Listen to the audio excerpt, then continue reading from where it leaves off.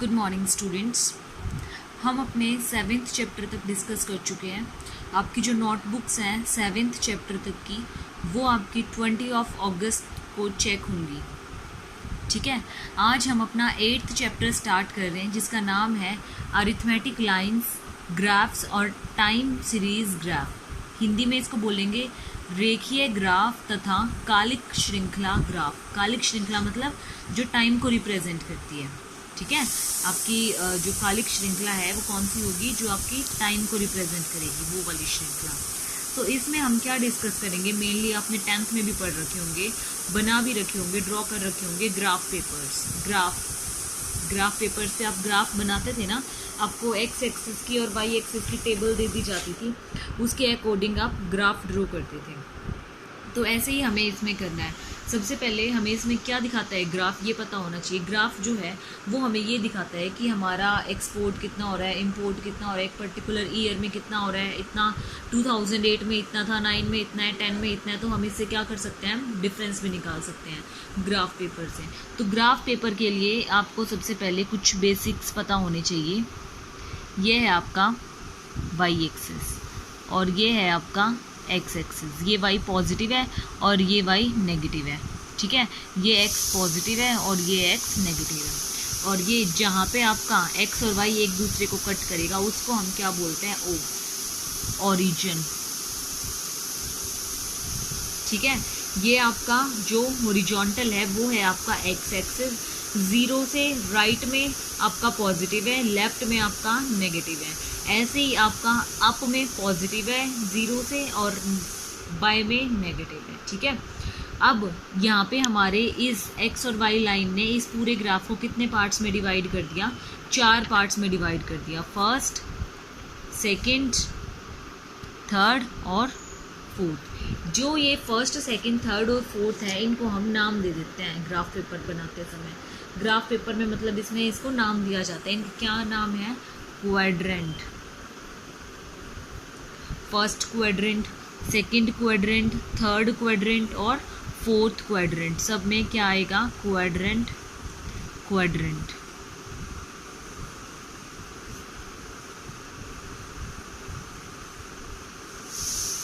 ठीक है, ये हमारे इसके अंदर 4 क्वाड्रेंट होते हैं। अब ये देखो इसमें कौन कौन से यूनिट्स जाती है। ये भी पॉजिटिव है हमारी, ये भी पॉजिटिव है। तो पहले क्या आता है? एक्स का नंबर आता है हमेशा, फिर वाई का नंबर आता है। तो दोनों पॉजिटिव पॉजिटिव जाएंगे। यहाँ देखो ये नेगेटिव है और ये पॉजिटिव है। पहले एक्स का आता है तो एक्स नेगेटिव और वाई पॉजिटिव जाएगा। थर्ड हमारा आता है जहाँ पे दोनों हमारे नेगेटिव हैं, तो फर्स्ट एक्स का जाएगा और फिर हमारा वाई का जाएगा।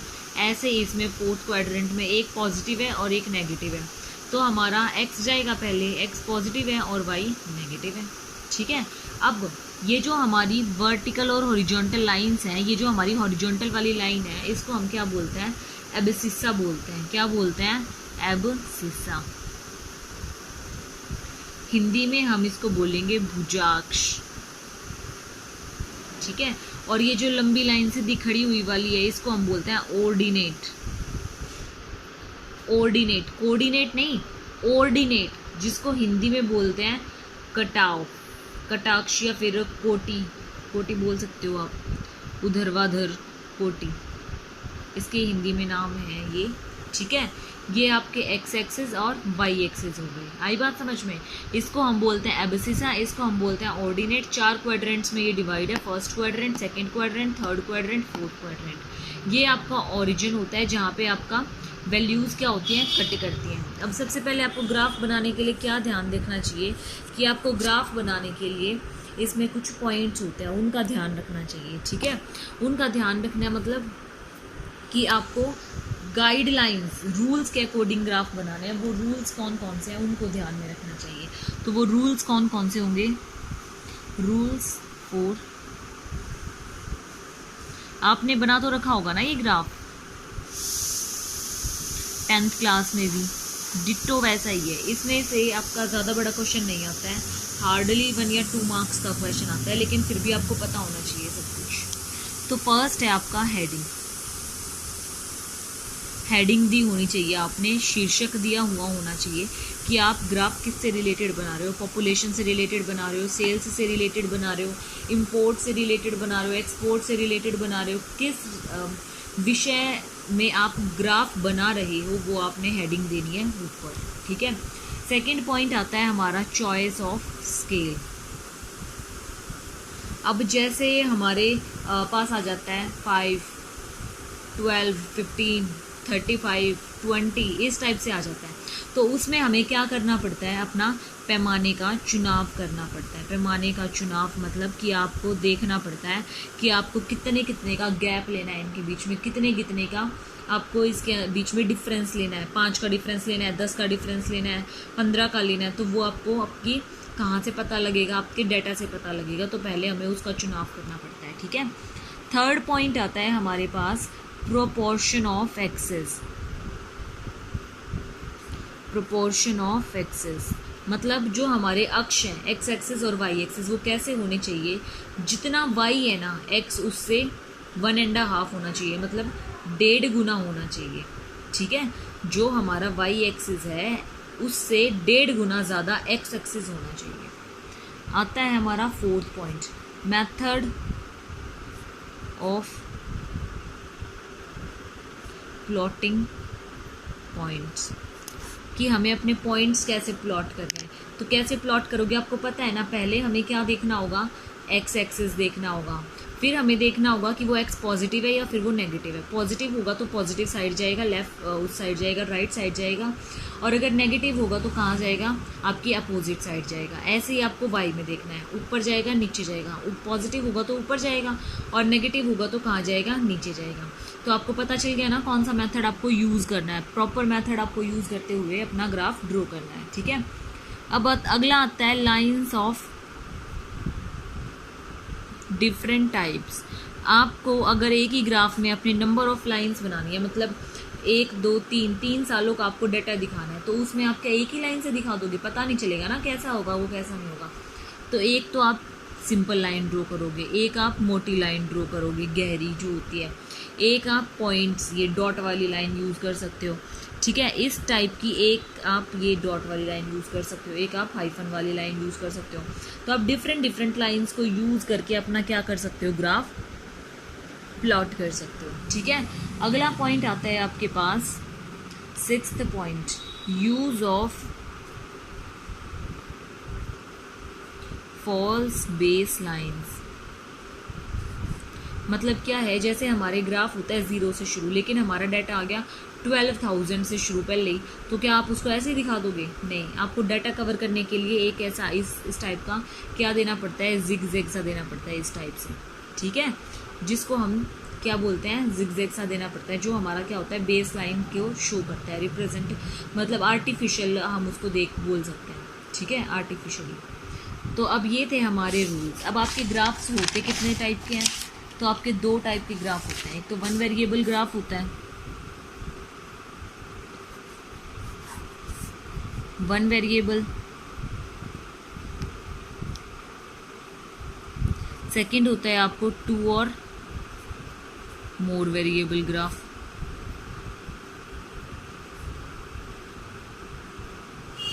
ठीक है। फर्स्ट आता है आपका 1 वेरिएबल ग्राफ। जैसे सपोज करो, आपका इसमें एग्जांपल बता देती हूँ। आपका ईयर दे दिया 2009, 2010, 2011। ठीक है। और यहाँ पे आपकी दे दी सेल्स 10 लाख, 15 लाख और 12 लाख। ठीक है।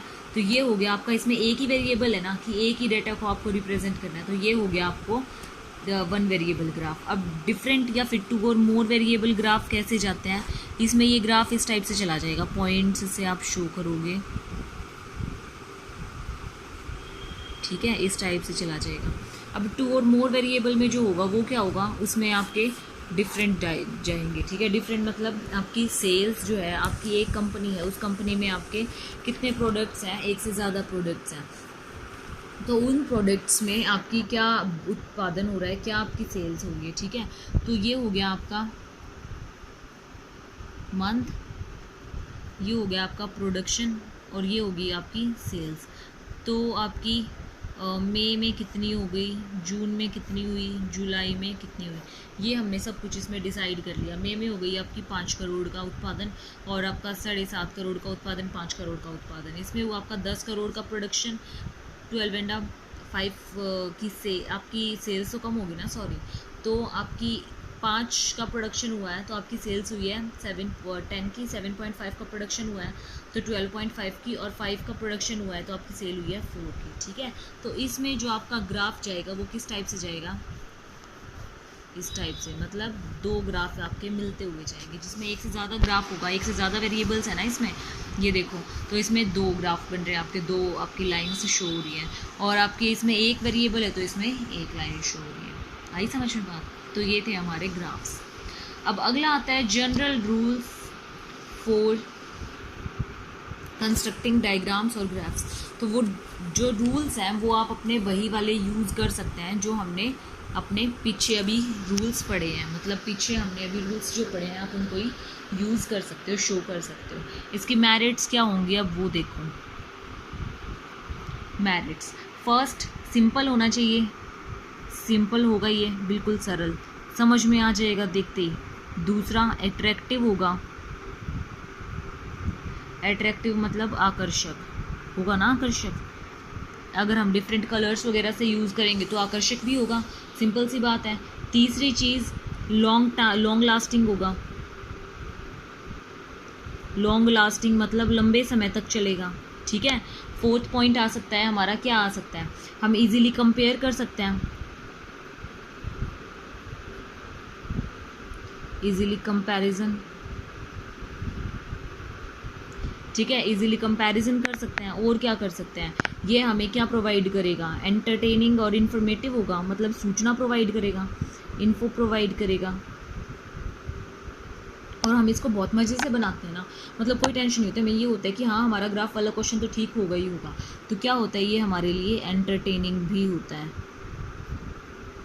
ठीक है, और क्या हो सकता है, इसमें हम कोरिलेशन को स्टडी कर सकते हैं, मतलब एक दूसरे का संबंध स्थापित कर सकते हैं ना, जैसे हमने प्रोडक्शन का और सेल्स का करा, तो हम इसमें कोरिलेट भी कर सकते हैं इसको एक दूसरे से, कोरिलेशन भी पॉजिटिव है। इसमें हम और क्या कर सकते हैं, इससे हमें स्पेशल नॉलेज प्रोवाइड हो सकती है,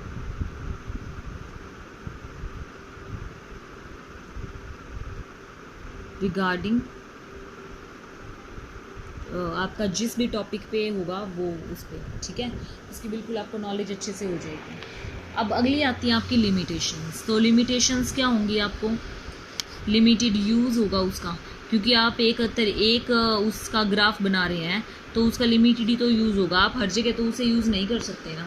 उसका क्या किया जा सकता है, मिस यूज़ भी किया जा सकता है, मतलब अगर थोड़ा सा भी ऊपर नीचे हो जाए तो उसका एक तो उसमें ये प्रॉब्लम आ जाएगी कि करेक्शन एक्यूरेसी नहीं होगी, दूसरी चीज़ मिस यूज़ भी तो कर सकते हैं ना। अभी हम किसी और पर्पज़ के लिए उसे कलेक्ट कर रहे हैं, लेकिन अभी हम उसको क्या कर सकते हैं, किसी और गलत काम के लिए भी यूज़ कर सकते हैं। तीसरी चीज़ इसमें हम क्या कर सकते हैं, ये हमारा बिल्कुल लॉन्ग लास्ट, मतलब लॉन्ग टाइम पीरियड तो ठीक रहता है, लेकिन हम इसमें कंक्लूज़न निकालना पॉसिबल नहीं है, तो कंक्लूज़न नॉट पॉसिबल, तो ये भी इसकी लिमिटेशन है, क्योंकि इससे हम कंक्लूज़न नहीं निकाल सकते। माना कि इससे हम सब कुछ कर सकते हैं, इससे हम अपना इजीली समझ सकते हैं, इन्फॉर्मेशन प्रोवाइड करता है, एंटरटेनिंग भी होता है, लॉन्ग लास्टिंग भी होता है, लेकिन ये हमारा कंक्लूज़न नहीं दे सकता हमें। ठीक है, तो ये इसकी लिमिटेशन है।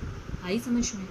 आज ये आपका चैप्टर शुरू होके ख़त्म भी हो गया है, तो अभी 8th चैप्टर में अगर आपको कोई प्रॉब्लम हो तो बता देना। मैं फिर से रिपीट कर रही हूँ, 20 अगस्त को आपकी कॉपियाँ चेक होंगी, स्कूल में आ जाना 9 बजे। ठीक है, 9 बजे सभी बच्चे इकोनॉमिक्स के स्कूल में आ जाना अपनी नोटबुक्स को लेकर। ओके स्टूडेंट्स, बाकी नेक्स्ट चैप्टर शुरू करेंगे कल से। Thank you.